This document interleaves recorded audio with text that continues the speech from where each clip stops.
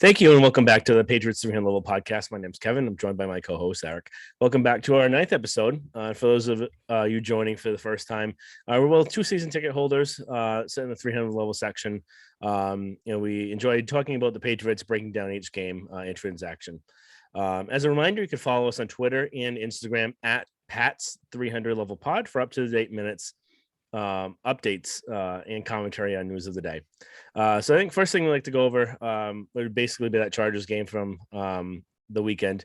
I know you were there at the game, Eric. What was kind of the environment there? I know we saw a lot that and heard basically on the TV. The crowd difference between Patriots and Chargers fans, it seemed like it heavily favored the Patriots, and more was kind of like a home game for them. What was your kind of take on the environment there, and what was it like being in the crowd there? Yeah, so I was actually excited because this was my first away Patriots game that I was going to. And we've heard over the years, even back when the Chargers were in San Diego, that whenever the Patriots played there, it was usually, they said at least it was a home game. I always wondered, is that really blown out of proportion or whatnot? But before the game, I saw that ESPN was saying it was going to be about 63% Patriots fans. And it really seemed like it was that. Tailgating, I'd say there was less. It was probably about 60-40 Chargers fans, but that's also because a lot of Patriot fans don't live in the area. They traveled. So they weren't really going to be tailgating. There's only like two lots for tailgating there too. So I was still surprised that even before there was like 40% Patriots fans. But when you actually got into the stadium, sat down and everything, it really was about 65% Patriots fans. I'd say it actually got a little loud for when the Patriots offense was on third down, which it kind of made me think, I don't think that many Chargers fans are here. Maybe they're pumping in a little crowd noise. But overall, it really was a lot of Patriots fans. I didn't hear any Chargers chants going on. Granted, I was on the Patriots sideline, or my seats were on the sideline of the Patriots, so that might be why I didn't hear anything. But I heard tons of Patriot chants. Let's go Patriots, beat LA. And then one of the coolest moments I ever actually had in a regular season game was Adrian Phillips pick six. I wasn't in my seats at the time. I was at the concourse, just like standing watching. And then once he got the pick six and returned it for a touchdown, you saw hundreds of Patriots fans just run into the concourse, just like running around. It was actually really cool. But it definitely did feel like a home game. It didn't feel like a road game at all. So really was a great environment. And it really was cool. Yeah, I think that kind of first point you made, or maybe second, about the piping crowd noise actually has been kind of a topic that's been kind of glossed over this year, where there's been some rumors where the teams had basically a whole year to kind of perfect what crowd noise actually sounded like, and kind of piping into the stadiums legally. And there's been a few rumors around the league where teams have actually been doing this this year to try and gain an advantage.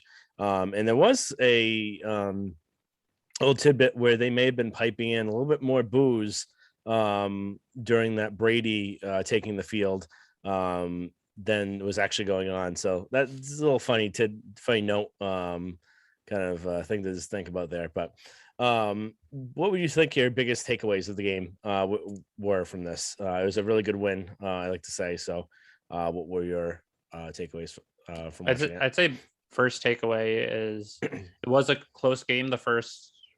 Pretty much most of the game up until maybe like 8 minutes left in the fourth quarter. But for the most part, it was a close game, and the Patriots were able to pull away a win on the road. Granted, what might have not felt like a road environment, but it was still on the road across the country against a good quality team. This is something that they just haven't been able to do this year. We saw that first game of the year against the Dolphins. They had a close game. They should have gotten the touchdown, but Harris fumbled. They lost the game. And that's something that we saw a lot last year, where they were close and they just couldn't pull it out. And then with the Buccaneers, very close game to the end, had the ball, and then just couldn't finish that last drive. Against the Cowboys as well, a close game, they just couldn't pull it out. This was a game where they could pull out a win on the road against a good quality opponent. So I think that was my big takeaway, that there's, at least for the first time, they got that, got to have it moment, got to have it win and hopefully it's something that they can bring forward for the rest of the season, that they can build upon the Jets game. When they blew out the Jets, it was a good quality win all around, but it was against an inferior opponent, a team that most people view as one of the bottom 5 teams in the NFL. This was a team that, granted, they got destroyed by the Ravens, but they're coming off a bye. They have a lot of talent on the team, and it was on the road, and it was just a great win, and it's something that hopefully they can build upon. Yeah, I completely agree. I think the biggest takeaway was, like we had said last week, they beat the Jets really well. Could you do it 2 weeks in a row? Could you do it against a good team? And I think they checked off those boxes. I think the other kind of takeaway from the game too was, no matter how good this win was, we may actually see a few weeks down the road or later into the season that maybe this wasn't as good as a Chargers team as a lot of people were expecting.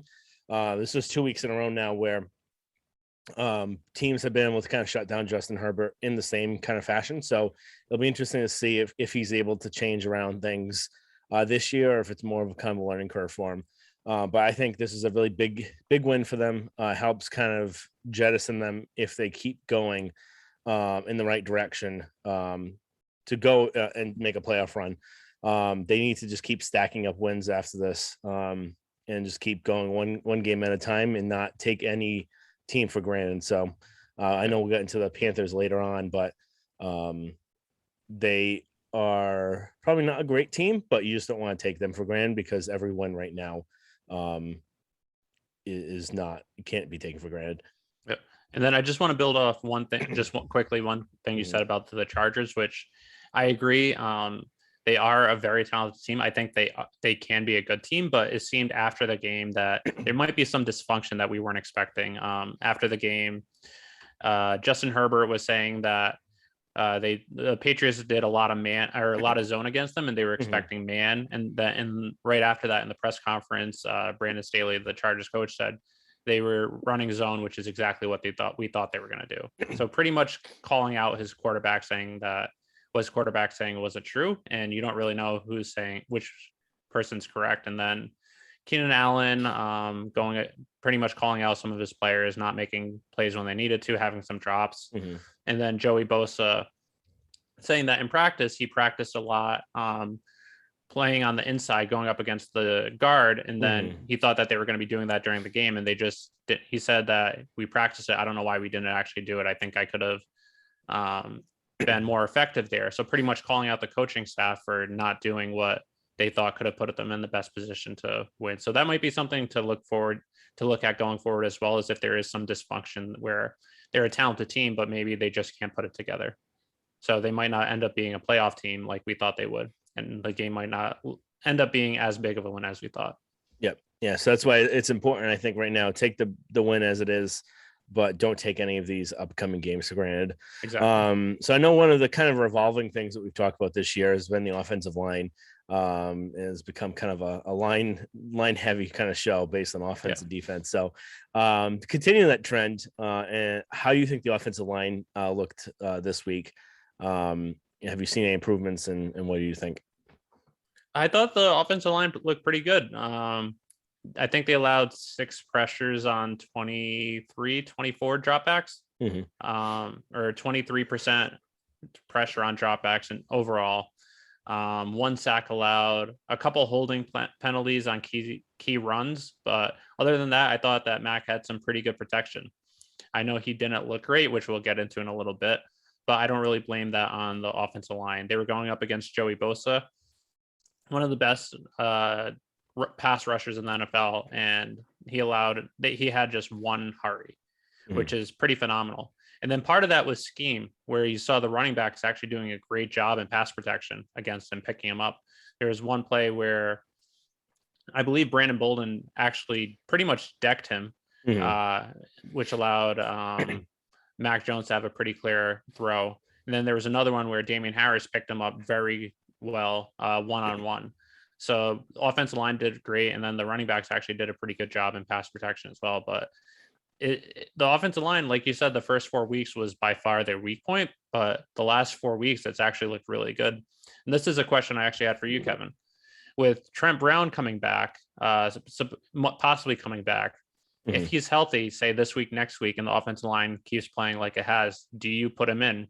Do you mix up the chemistry that they currently have? And if you put him in, where do you put him in? Do you move Onwenu back to guard? Do you move Onwenu to left tackle? Do you move Trent Brown to left tackle? I just wanted to see what you thought, because right now I don't think I would change anything actually until even if he comes back healthy, until you see some slippage. Yep. I think that's a really good question, and is kind of a question I think they've been thinking about, and which is why he still hasn't come back. I think one of the first things they want to do is make sure he's completely healthy, get this calf issue behind him, so that way it doesn't reappear later on in the season or the playoffs. So make sure that this isn't something that can come back and nag him or hurt him. So I wouldn't bring him back until he's fully right. That's number one. Number two, I think what we will probably see from the Patriots is, because they figured the combination in training camp was their best one to go forward, I would assume, try again with Brown at tackle, Onwenu at guard, Wynn at left tackle. But that's not something I would do. So what I would do right now, based on how the line's looking, I would really consider putting Brown in at left tackle and either benching Wynn outright, or see how Karras is doing at the time, because this isn't something I don't think is going to be happening in the next week or two. I would continue to get more data on Steady Teddy and see if he does continue to hold his own. And if he does, I wouldn't touch him. And I would bench Wynn outright, because I don't think what we've been seeing from him this year is anything what we had saw from previous years. And I think that he really put himself in a negative position from hardly working out with the team in the offseason, and didn't really put the work in necessary. And I think we're kind of seeing that this year, where he's not looking that great against other defenses. He's probably one of the weaker links on the line right now. And I think they're probably kicking themselves that they may have that they picked up his option for next year, without kind of knowing what his workload looked like this offseason. So I think what I would do is, if Karras is still looking the way he is, I would keep him at guard and bench Wynn, and then have Brown play left tackle.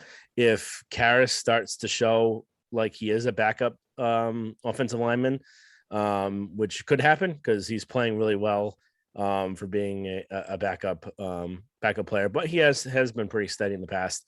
If he does kind of show that, I'd kick Wynn into left guard and have Brown at left tackle. I would not go switching around to Onwenu, just because he was really good. He was good at left guard. He's even better at right tackle. He's an all-pro right tackle. He's a pretty good guard.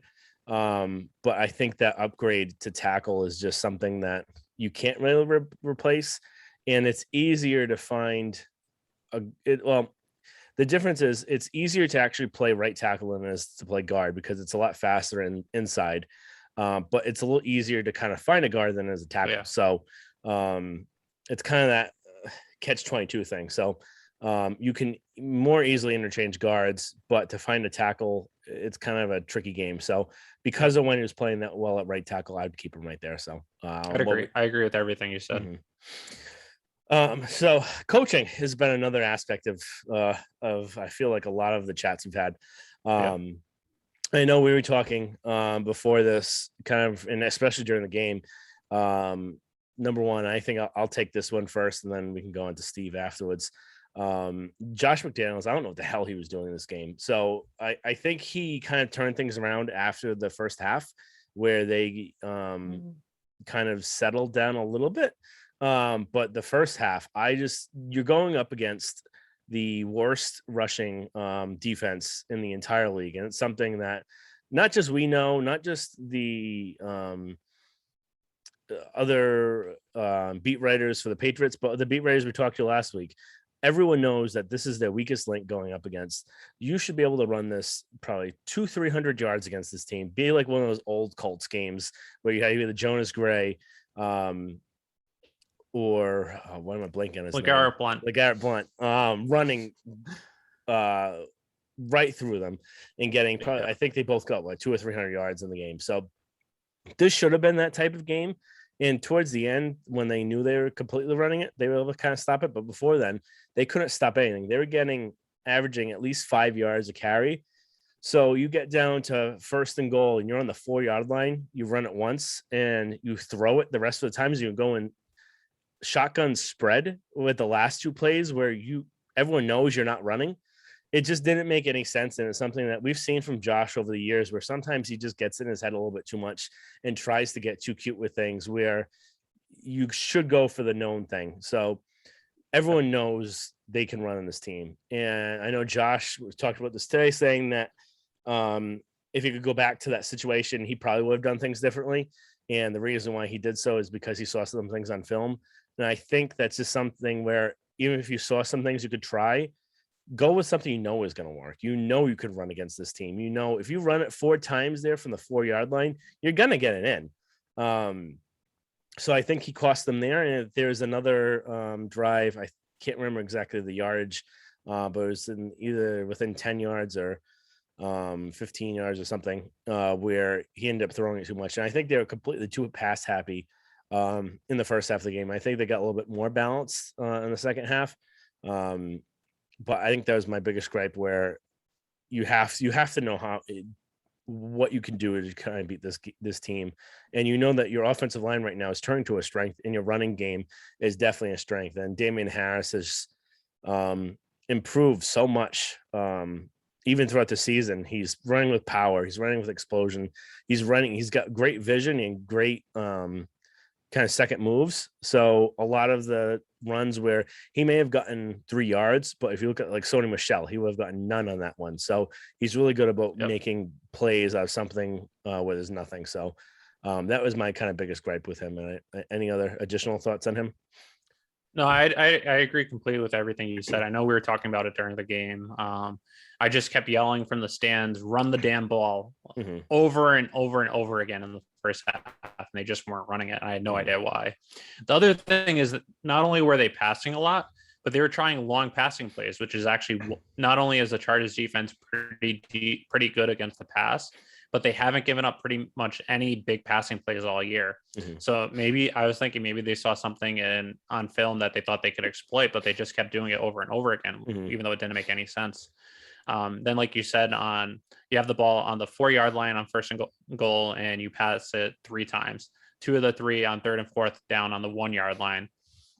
And then just another one that just pissed me off so much was beginning of the 4th quarter. They had 3rd and 1, and then they line up in shotgun, and then they do a draw. But I don't understand why they did an A from shotgun, and B, why they used Brandon Bolden when you have Damian Harris, who's running great, Stevenson, who had a pretty decent game. I don't understand the utilization of Brandon Bolden in the running game when Stevenson is pretty much a faster Brandon Bolden, and then Harris is one of the best running backs in the league this year. So just very frustrating. He did better in the second half, but he still had those plays that just made you question, what are you doing? Yeah, exactly. So next coaching, one of my biggest kind of grievances this year, Steve Belichick. What are your thoughts on what this looked like, the defense? I thought that it was an excellent game plan. Outside of 2 plays, or 3 plays actually, the 41-yard pass to Keenan Allen on the first drive, the 5-yard run on first or second goal, where they pretty much wrapped the running back up at the 40-yard line, and they had 3 people wrap him up, and then he just kept getting pushed into the end zone for a touchdown. That was one of the most pathetic plays I've seen by Patriots defense in years. And then the third one being the 75-yard run on the 3rd drive. Outside of that, I think this was one of their best game plans. I know it's tough. I'm cherry picking here and there, but like outside those big plays, this is one of the best games that this defense has played all year. So if you actually, I know we might be getting to it in a little bit on Justin Herbert, but just overall, he finished 2nd worst game of his career statistically, behind when they played the Patriots last year. And then outside of those first two plays of the game, he had a 12-yard pass to Jared Cook and a 41-yard pass to Keenan Allen. If you take away those 2 plays and then the last drive where pretty much the Patriots were playing a deep zone, pretty much letting the offense have it. Granted, I'm cherry picking again, but that's the drive where they were pretty much allowing you to catch the ball in bounds. Justin Herbert, who's both of us think is one of the best young quarterbacks in the NFL, 10 of 24, 103 yards, 1 TD, 2 interceptions. And I think even though this overall stats for the game don't show it, I think he actually might have been worse this game than he was last year. I thought they played an excellent scheme against him. They had him pretty much seeing ghost again, just completely errant throws all game long. They were getting in his head. Granted, I don't know if this was Steve Belichick's game plan. I don't know if this is Bill, since Bill knows the season is on the line. I'm taking over. So it's tough to really say who you give credit to, but overall, I thought the defense was excellent. Yeah. This is one thing I wanted to ask you about going into game, but I forgot, just to kind of monitor Belichick. Because that was something I was trying to do last game, and they kind of showed things on the sideline where it does look like Bill is kind of taking more of a role. He doesn't look like he's actively calling the plays, but he looks like he's heavily more involved. He's during offense possessions, he's always now, which he used to always kind of go through the kind of screenshots, but it looks like he's more heavily involved with that. Doesn't seem like he's paying attention as much on offense, and kind of just leaving it up to Josh. And looks like he's being more communicative on the sidelines during defense. So it may not be him calling the exact plays, or he may be kind of splitting more of the role with Steve. But it seems like he's more involved, and I think that's maybe why we kind of seen a little bit of improvement after that Cowboys game. It's just something I think we just need to kind of continue just to look at and see. It's kind of tough from like the TV camera and that sort of stuff. But yeah, it's actually something that I actually looked at a little bit because I was curious myself. So I looked after the first two scoring drives for the Chargers, the second one especially, where they allowed the 75-yard run. I wanted to see, what is Bill doing? Is Bill yelling at the defense? What is he doing? So right after they allowed the touchdown, you saw him in a huddle with Mayo and Steve Belichick going through each play-by-play on the printout, just going through it in detail, play-by-play. And then once the entire team got there, the three of them were talking to the defense overall. And then when you saw the Patriots, they tweeted out, or on social media, they showed clips from the game, sounds from the game, and you saw him communicating with the defense on numerous times. So I don't know if he's calling the plays, but I think he's involved in the game plan. I just don't know how this differs from other games in the past. Yep. So I think we could kind of just lump Herbert in the defense and Belichick all in one thing. Like you said, I think they had an excellent game plan for him. I don't think it was anything too complicated. They basically had like a 4-5, usually a 4-man rush, and dropped into a cover 2 for most of it. But the biggest thing that they did to confuse him was they took away his first look, and that was mostly kind of guarding the middle of the field and just changing up coverage from pre and post snap, which seemed that really got him off. And that's something that the Ravens did also the previous game. So it just something to look at to see if maybe they found a blueprint to kind of stop Herbert, and it's going to be interesting to see how he reacts to that.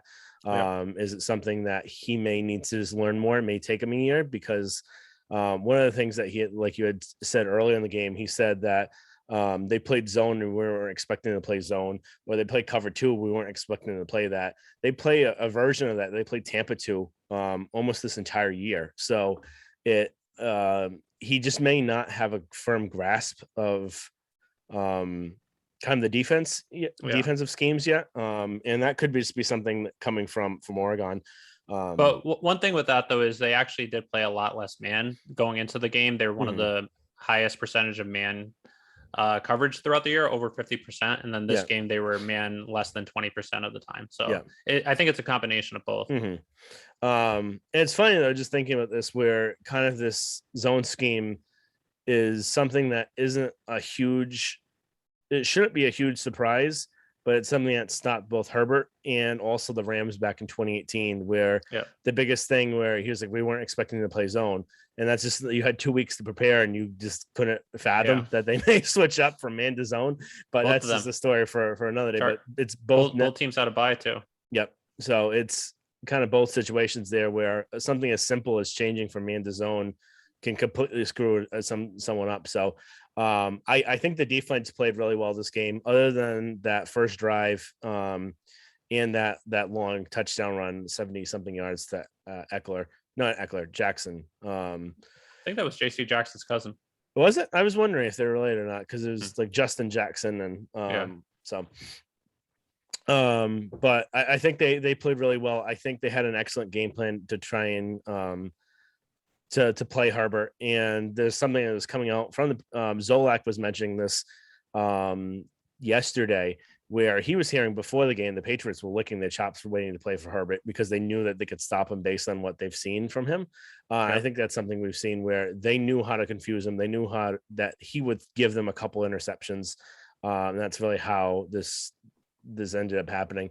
I think one of the big things out of this game, which he continues to show up every single time. I'm still confused why at the beginning of the year he was a cut, was just Miles Bryant. I think he had an excellent game. You say He had why he that. was cut?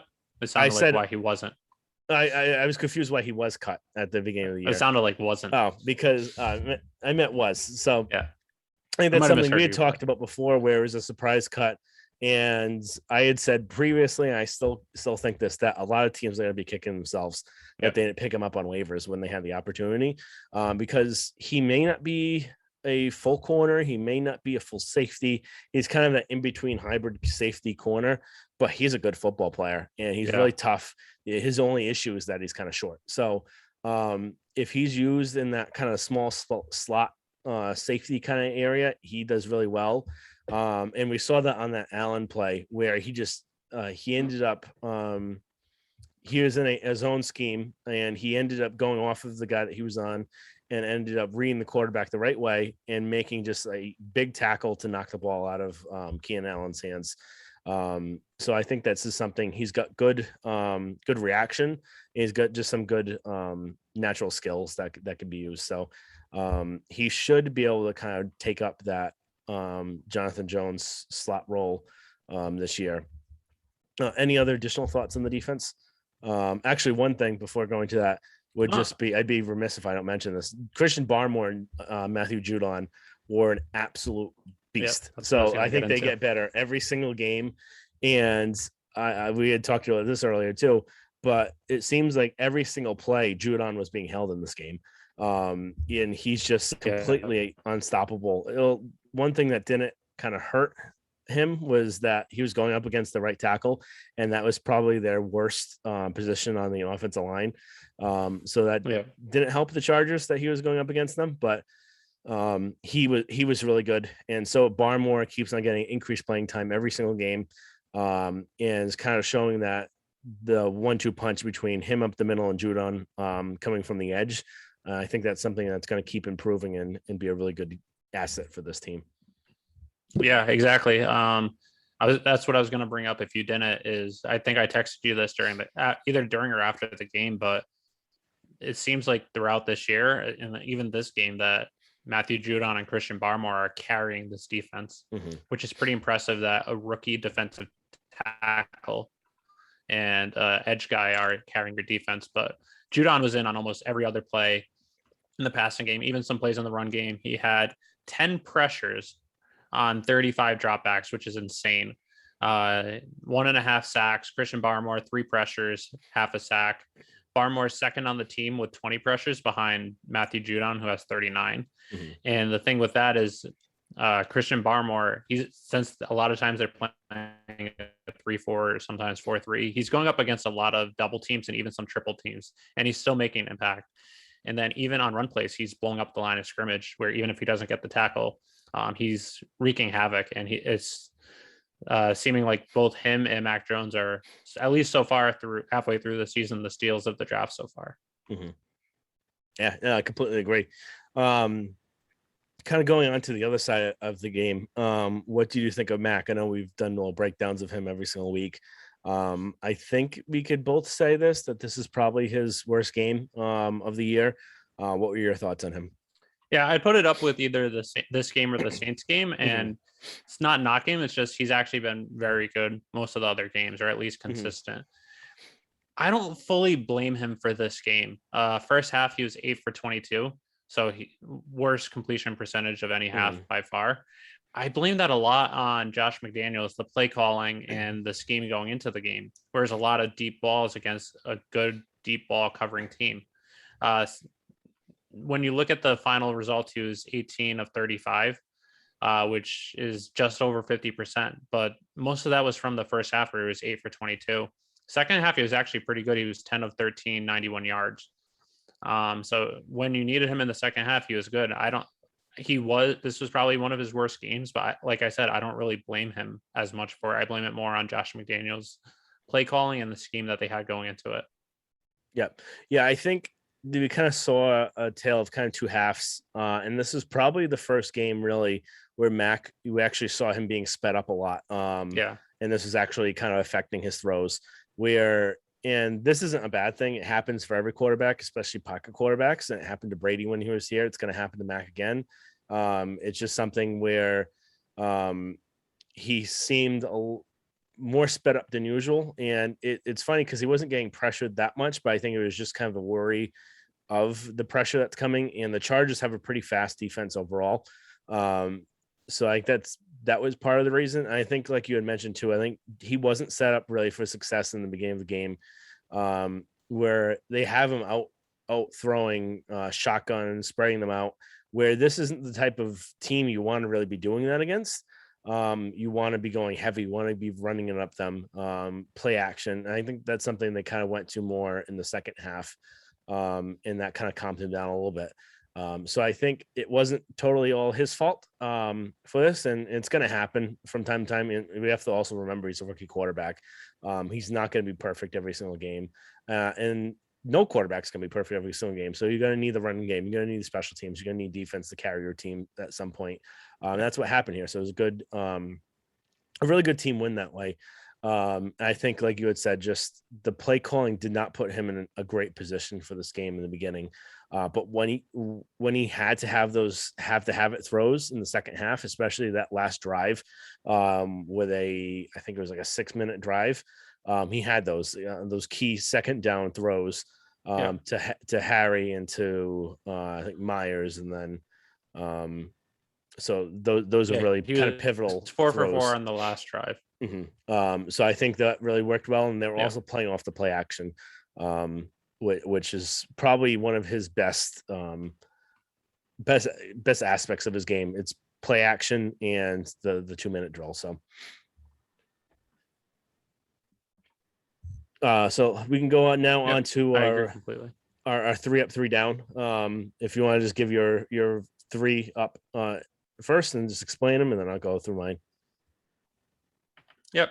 So I guess mine aren't too surprising. Number 1, I have to go with Matthew Judon. Number 2, Christian Barmore. Number 3, special teams as a whole. So Judon, we explained already. 1.5 sacks, 8 hurries, 10 pressures. And then there were a lot of other plays, like you said, he was being held. There was one play he was held in the end zone, and that's not even the one that Belichick challenged. He was just getting held almost every other play and was still being disruptive. Christian Barmore, 3 pressures, half a sack, led the defensive line in snaps. He was just a force all game long, getting pressure, being disruptive even while being double and triple teamed. Special teams as a whole, I almost went with Nick Folk, but the special teams was just too good that I couldn't give it to just Nick Folk. I had to give it to everyone else. So Nick Folk, 4 for 4 on field goals, 2 48-yarders, 1 for 1 on point after attempts. He's just been outstanding all year long. He's leading the NFL in points. Only 1 missed field goal, which was a 56-yarder, which would have been his career long in torrential rain to put the Patriots up against the Bucs. So I can't fault him for that kick. I was surprised that kick was even as close as it was, considering all the elements, and he had a knee injury going to that too. Then Gunner, 4 punts, 80 yards return, so averaging 20 yards per return, 3 punts at least 20 yards. First Patriots since Troy Brown in 2001 to do that, first returner in the NFL since 2019 to do that. So he's just been excellent. It seems like he's getting better and better each week at punt returning, and it looks like he's just getting closer to finally breaking one, which he just hasn't done this year. Then also Justin Bethel on 2 of those great returns. He had huge blocks that allowed Gunner to see the open field and turn up and get more yards. So it wasn't really seen in the stats. I had to see it going back, looking at the game again, but Justin Bethel on 2 of those returns had absolutely outstanding blocks. And then there were also 2 other punts that they almost blocked. There was the one that Matthew Judon was inches away from blocking where he was called for running into the kicker. Luckily, it was only run. Granted, if there wasn't that kick catch interference, it wouldn't have been a first down because it was only running into the kicker, and it was, I think, 4th and 6 or 4th and 7. But then even the punt before that, the Patriots were very close to getting the block as well. So special teams, once again, against the Chargers, having a big impact on the game, putting the Patriots in outstanding field position to allow them to get points. Yep, I think the one before that one, I think Judon had shoved the the defender right into the kicker. So I think that was Uche. Oh, was it Uche? I thought it was Yeah. Judon. It was either Uche or Collins, I believe. But yeah, I think I pretty much agree completely with your 3 up. I have Barmore, Judon, and I had Nick Folk. This, like you had said, there's not really much else I can really say about Barmore and Judon that we've talked about.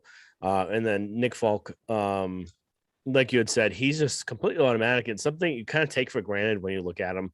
It's something I always just keep forgetting about, where he's just you're just expecting him every single time he goes out there to make it.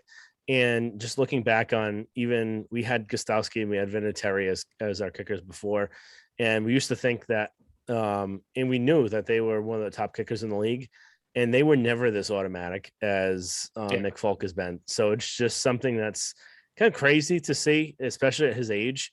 But I think he had a really good game and has really helped this team this year. So it should be interesting even after this year if it's something they may explore, trying to have him one more year, because he hasn't looked like he's slowing down at all. And I'd be kind of hesitant going from him to someone where he may not be making as many kicks. Yep, that's actually one thing I just want to add on quickly is given the last 20 plus years with Gostowski and Vinatieri being arguably 2 of the best kickers in NFL history during that time stretch. And then this, since they got Folk about 2 years ago, even, I don't think they've had any 2-year stretch this good kicking, which is incredible to say. I think they might go year to year with him, and I think that might be something that he's fine with, considering I thought he should have been All-Pro last year, and then he just waited till the Patriots signed him again. So hopefully they extend him as long as he keeps kicking like this. Yeah, completely agree. Now 3 down. I can go this first, and then we can go to you. So I think first one I would have would be Bourne. Second one would be, what am I blanking on what I even had for these? All right, so I have Bourne, Mac Jones, and I'd say Isaiah Wynn. So Bourne, he had that key fumble where that ended up costing them 3 points, which luckily it didn't end up hurting them, but it could have if we didn't have that interception later on in the game with Phillips. Mac Jones, like we had said before, this is probably one of his worst game of the season. So it was a down game for him. And then the last one would be Isaiah Wynn, where he had a key hold which cost Harris a bunch of, I think, like 30 yards on one of the runs. And he hasn't been consistent at all. And it's something where I'm just really down on him this year. And I'm hoping that Brown might be able to come and take his place, or maybe give him that kick in the pants that he needs to get what he needs out of the season. But I haven't been too pleased with him. No, that's fair. I think I actually just disagree a little bit with Mac Jones. Like I said earlier, I blame it more on Josh McDaniels' scheme and game planning, but I do agree it was one of his worst games of his career. Isaiah Wynn, I didn't think was that bad. He only had 2 pressures allowed. He did have that one big hold, but overall, it was, granted, it's not saying much, but it was one of his better games of the year. So I don't really blame him as much, but this was a big win, so there weren't as many people to go with for 3 down. So for me, my 3 down, number 1, Josh McDaniels. I've gone into this pretty in depth today, but just absolutely horrendous play calling. I don't think I have to get more into it since we talked about it earlier. Number 2, it killed me to do this since I'm a big fan of his, but Kendrick Bourne. He did have a good game up until that point, but another fumble when they were in field goal position, his second fumble of the season. And it's just this might be why he's not getting as much playing time as I'd hope. Is maybe in practice they're seeing the same thing where he just can't hold on to the ball. And considering he is arguably one of their better playmakers on offense, you need him to get the ball. But if he's not holding on to it, you can't play him. So that should be something to keep an eye on going forward. If his playing time is reduced, and or if he has problems holding onto the football. The number 3, I had a little trouble going. I went back and forth and I ended up going with Justin Herron, just because he only played 8 snaps, but he had a huge holding penalty and that negated a Damian Harris touchdown run. So when he had his opportunities to play, he had a very big mistake that almost could have cost them, because after that, 2 plays later, they had the fumble by Bourne. So it pretty much cost them 7 points. And then the Bourne fumble at the worst cost them 3 points. But that's who I had with my 3 up, 3 down. One thing that I just thought of, I just want to give credit to that I didn't when talking about the game was I thought JC Jackson had an outstanding game. He did have that one catch for 41 yards on the second pass of the game. Mm-hmm. But outside of that, he didn't allow a single catch in man coverage. And he actually played a very great game, had some pretty big pass breakups. I know he's been in my 3 down majority of the season, but he actually had a very good game. So just want to give some credit there. Yeah, no, I think I completely agree with that too. One kind of thing just to back up on Wynn, where the amount of actual pressures he gave up wasn't much, but if you also see too, they've been having to have a lot of chipping at the line from the running backs and the tight ends, which delays the amount of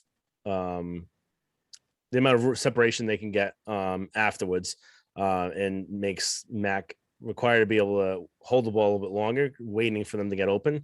So I think that's just another thing where if he wasn't having as many issues, they wouldn't have to use the backs and the tight ends to chip at the line first, and they'd be able to get out into their routes a little bit quicker than that. So I think that's just been another thing that we've seen this year. That's fair. So going to news around kind of the NFL, AFC in particular, I think big one from the day today that came out was just Ruggs from the Raiders. Tragically had a DUI and resulted in the death of at least one person. It was, I think, 3:40 this morning.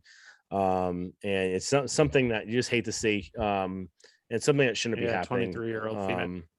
It's just a really sad story, and something where he's making millions of dollars. He has an entourage with him. What is he getting behind the wheel of? First of all, number 2, he shouldn't be drinking and driving to begin with, but this could have easily been avoided. And they say nothing good happens at 3 a.m. So why was he out to begin with? So he deserves anything coming from the justice system, I believe. But this could really hurt the Raiders season too. They've already lost John Gruden this year. Ruggs was one of their first round picks from a year ago. They could be fighting for one of the last wild card spots. So this could be a key loss for them. Yeah, very, very tragic situation. Just something that should have been avoided to begin with. Yeah. Now going into more well, not really delightful news because nothing really happened. But today was the trade deadline, and it was mostly crickets. There was some minor trades by the Chiefs, and the biggest one kind of came yesterday. Was the Rams. Any thoughts on those trades that happened today? Yeah, nothing really today outside the Rams trade. The one trade by the Chiefs getting Ingram might be a big. It's tough to say how he's going to perform, but since their defense does have some holes, it might at least make them a little better.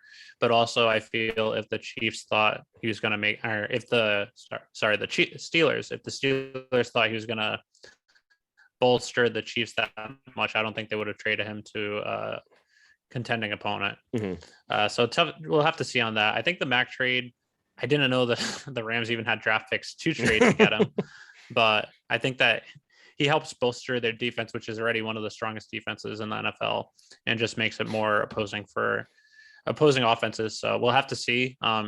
I don't know if he's still the same player that he used to be, but if he at least gives them an upgrade, it's probably worth pursuing since they don't have a draft anyway. Might as well just get rid of everyone selling in for the next 1 or 2 years. Yep. Yeah, this would be a really interesting one. They're basically kind of going for it this year, and I hope that the Rams fans are prepared to lose for quite a while down the road because they have a 5th and a 7th round pick from this draft. And if they keep going, they keep going in this direction every single year, trading a ton of draft capital for different players. And it's just not sustainable. We've seen that even with the Patriots, where they had to get in this situation where they were last year, where they needed to kind of unload, reset. And they were just lucky for the fact that that cap situation was the way it was, where they could afford to go out and restock their teams. But they need to rebuild in the draft. And that's something where bad drafting had caught up with them for a few years in a row. So we've luckily seen, it looks like it's kind of turned himself around, especially with this year's draft and then potentially last year's draft as well. But it's just something that's not sustainable for the Rams, and they have to win either this year or next year, or they're going to really implode really fast. So I think that was really interesting. And even just go on. Yeah, sorry. Just even going off the Rams, I believe, if I'm not mistaken, their last first round pick was 2016. It was Jared Goff, and then they don't have another first round pick until I believe 2024. Mm-hmm. So they're going 7-8 years without a first round pick. So I don't know if this is their plan, but I think this year, next year, maybe the year after, all in, and then we'll see them sort of fall back to earth. Because you can't sustain it in the NFL. That's why the Patriots historically never signed those big free agent players. This year's an exception because a lot of the players they signed were young and they were only like 3 or 4 year deals. Mm-hmm. But I think that's something that Rams are going all in this year, next year, maybe the year after. Then we'll see them fall back to earth. Yeah. Chiefs game last night was a really close game, and I also think the refs kind of screwed the Giants. But also Joe Judge's coaching kind of screwed themselves as well too. So what were your kind of thoughts on this? I think my main ones were the Chiefs look really beatable right now, and Mahomes isn't looking like himself. He also seems like he's getting sped up a lot. He's trying to do, I think, too much to try and get them kind of going, and it's caused a lot more of those interceptions. I know last year he almost led the league in like interceptions that should have been caught. He led the league in that with like 16 or 17. And then it looks like this year they're actually finally just catching them. But I think also he's playing a lot more risky than he was previously to try and just get things going. And it also kind of hurts with him that their defense is as bad as it is. But it should be interesting to see how it continues to go. Are they going to kind of use that as a game where it kind of kicks them in the nuts a little bit, or are they going to continue struggling the rest of the way? But it didn't really give me great belief on their end that they've really solved anything right now. They did not look that well. The Giants are terrible. So if you barely beat them and you barely beat a lot of teams, it's just not looking well right now for them. Your thoughts? I agree. Yeah, I agree. Patrick Mahomes just this year doesn't look the same. I think part of it's just because he's trying to do too much. Then I think also opposing defensive coordinators are kind of figured out how to stop them after seeing the Patriots do it the past few years, after seeing the Bucs do it in the playoffs and the Super Bowl last year. I think other teams have figured out how to pretty much stop Mahomes and is starting to catch up with him. I think he's very talented, but the Chiefs also have a lot of holes on their team as well. So it depends. He's leading the league in interceptions. He has some fumbles. He's tied for the most turnovers. I still think since they have as much talent as they do that they figure it out. I hope they don't, because if they make it to the playoffs, I think they have the talent that they can make it far. I don't know if they have the talent to beat anyone in the NFC, but I think they have the talent to win some games just on talent alone. But we'll have to see. They have one of the toughest schedules the rest of the way. They don't have any really easy wins. They're playing the Packers this week. They're playing the Cowboys, playing the Chargers again. I believe they're playing the Raiders twice. They're playing the Steelers. They're playing the Bengals. They have a very tough road ahead. Mhm. Yeah, So we'll and have to then see. no, I think one of the Hopefully, from a things, Patriots standpoint, they don't figure it out. yeah, I'm hoping that too because looking at them, it could be like Ravens teams from years past where they don't really have it all together in the season, but when playoff time comes to play, they really kind of are dangerous there. Or the Giants of a few different years. So hopefully it doesn't turn into one of those situations where they sneak in and kind of go on a run from there. Yeah, that's what Um, I'm worried about. Even the yeah, Bucks last year, they weren't good the first 10 games of the year. Then they went on that historical run once they figured it out. That's what I'm just worried about the Chiefs. They lacking talent on defense. They have some holes, but they have the talent. If they figure it out, they can go on a run. yeah. And then kind of the Derrick Henry injury. We found out this weekend that he could be out for the year. He had surgery. They're hopeful he may come back. What are your thoughts on what that does to the Titans? I think that kills the Titans. I think both of us aren't big fans of Ryan Tannehill to begin with. I know that Mhm. they have some other good wide receivers on offense. AJ Brown, they have Julio Jones if he's healthy. But other than that, their offense goes through their tight ends. Mhm. I believe Derrick Henry was leading the league in rushes, and it wasn't even close. I believe he had 40 or 50 more rushing attempts than the second person, Mhm. which just isn't sustainable for a running back in this NFL. I saw that they're saying that they're hopeful that he comes back by the end of the year. But if you have a broken foot that requires surgery, even if you do come back, I don't see how for a running back how you can be anywhere as productive with a broken foot. Yeah. So even if he comes back, I think the Titans are kind of screwed. Yeah, I completely agree too. I think that this injury will bring Tannehill kind of back down to earth, where we've seen him even the playoff game Yeah. against the Patriots a few years ago. He I think threw for 50 something yards, and he's not really a threat. It's mostly the running game, the play action, and without Henry, I don't think they really have that threat as much. So it should hopefully bring them kind of back down to earth and really be helpful when we play them in a few weeks, where that game looked like it was going to be a pretty tough game, where it Yeah. may have just gone a lot easier. So we'll go into this kind of later on, but it could kind of help the Patriots go into a little bit of a run here. Um, and just the kind of last thing from this week, the Bengals losing to the Jets. Um, I think kind of there was a really bad play call by the refs in this game as well. I think we've kind of seen it a few times this weekend where the refs kind of impacted the game in a bad situation. But the Bengals should have been in this position to begin with anyway. They should have blown out the Jets based on what we've seen so far. What do you think of how the Jets kind of went in there?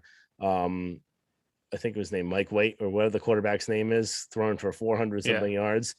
Um, Yeah. what do you think about what this ramification was from this game? And I think it's going to be huge because Bengals were the number one seed in the NFL or in the Mhm. AFC going into that game, and they lost, which kind of might show other teams how you can beat them going forward. I know White had an amazing game, but he actually played pretty decent against the Patriots, which was one of my things that I was down. One of the only few gripes I had from the Patriots Jets game is Mhm. how they allowed White to play so well. Maybe he's more talented than we thought, but I think I don't know. I think the Bengals they've had some close games before. They played Packers close. I believe they played the Lions close too, if I'm not Mhm. mistaken. They've had some good wins, but they also had some very bad wins as well. So I don't think I think they're still 1 or 2 years away from being that next team in the AFC. I think that's the same with the Chargers as well. But they do have the talent. But I think this kind of brought them back to life a little bit. Yeah, no, I completely agree. I think it should be interesting just from the Jets' perspective, what they do with White the rest of the year. Will Yeah. they keep him starting? If I were them, I wouldn't have Zach Wilson touch the ball any more games. You want to have him sit the rest of the year, make sure he's right mentally, make sure he's learning a little bit more because he's definitely needs a kind of that year to kind of learn the NFL. I think kind of sitting watching would be really helpful for him. And White just kind of brings a little more stability to the offense. it's not as kind of quirky or anything like that. So that should be really interesting just to see for the rest of the year. But pretty good game, pretty good weekend overall for the NFL. Pretty good, interesting games. One last thing, kind of funny note before we sign off. Jimmy Garoppolo, I'm not sure if you saw this because you're at the game, but he ended up diving into the end zone for a touchdown. I was betting that he was going to get out of there with either missing an arm or being concussed out for a few weeks. I was actually shocked he walked away from that. So just one little funny note before we get off. I didn't see that, but I wouldn't have been surprised if they had to call the ambulance for him. Yeah. But anyway, this kind of wraps up our episode today. Thank you everyone for joining us. Again, you can follow us on Twitter and Instagram at Pat's 300 Level Pod. And just be sure to subscribe, rate, and review on either Apple, Spotify, or wherever you consume our podcast or YouTube. Thank you very much. And join us next time. Thanks.